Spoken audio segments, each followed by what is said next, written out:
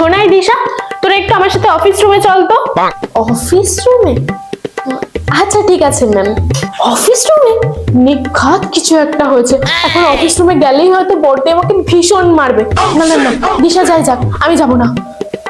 Ma'am, আমার না ভীষণ পেটে ব্যথা করছে, আমি উঠে দাঁড়াতেও পারছি না, আমি যেতে পারবো না ম্যাম, কিছুতেই যেতে পারবো না। আচ্ছা ঠিক আছে ঠিক আছে, বস, তোর যেতে হবে না। দিশা তুই চল।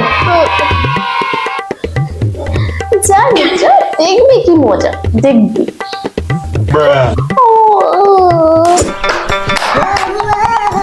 কি রে দিশা, কটা চড় খেলি?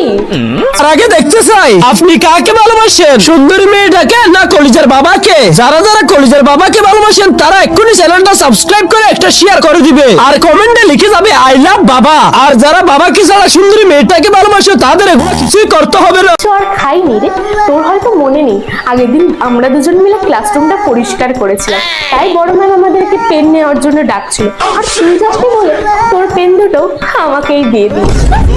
তো স্যাড না?